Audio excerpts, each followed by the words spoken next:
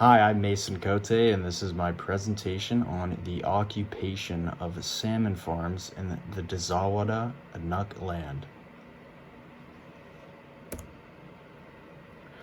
What's going on?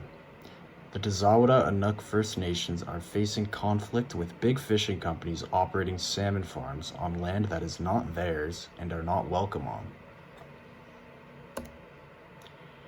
The effect on marine life. The farming of these salmon have terrible effects on them. The way the fish are raised in these farms are inhumane. It really turns your stomach, is Ernest Alfred, Namgis First Nations statement on these videos.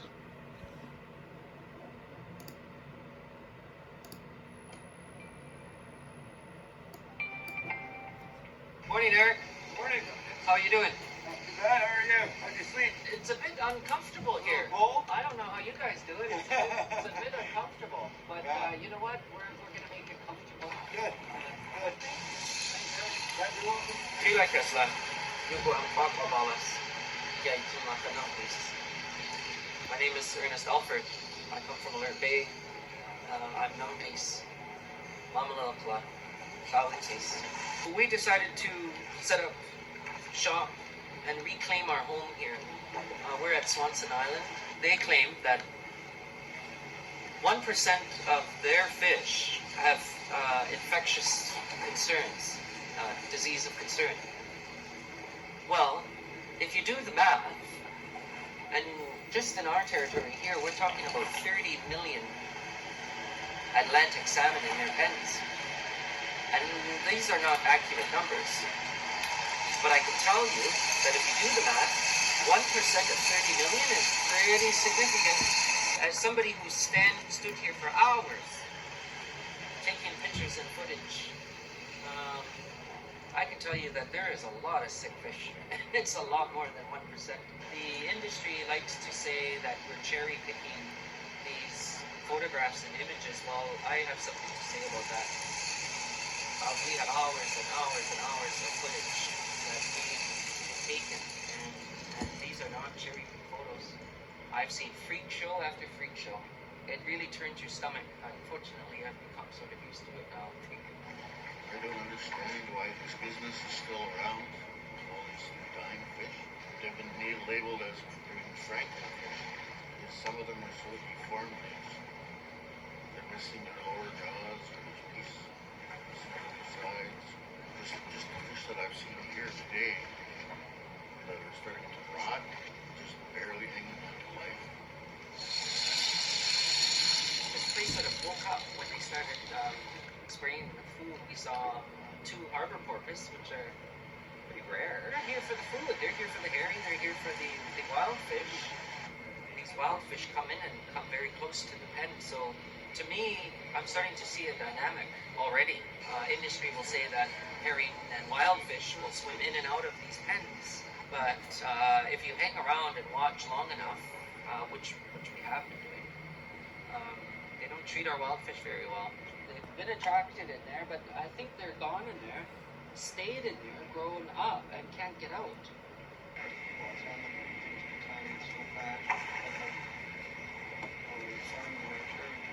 We're allowed to cook fish anytime we want to. Now we don't even get free fish.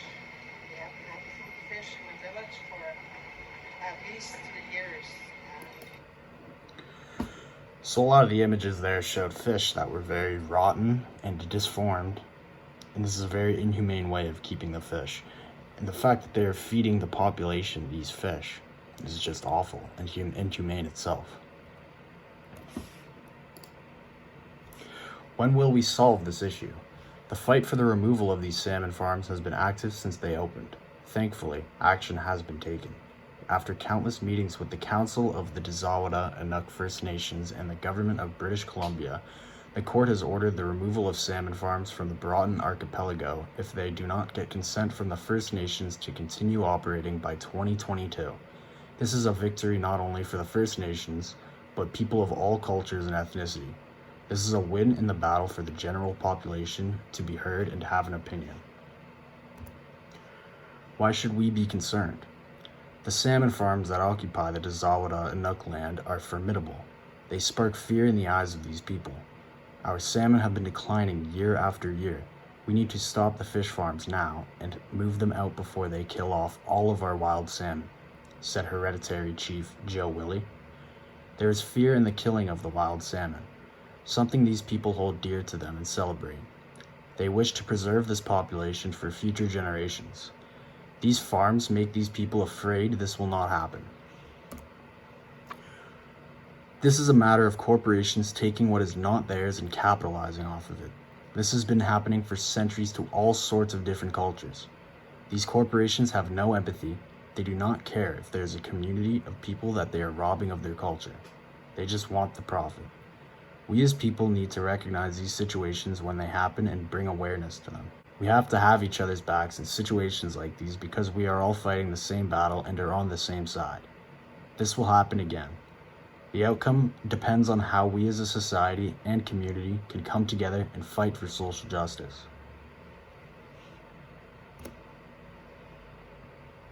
The end. Thank you for listening to my presentation.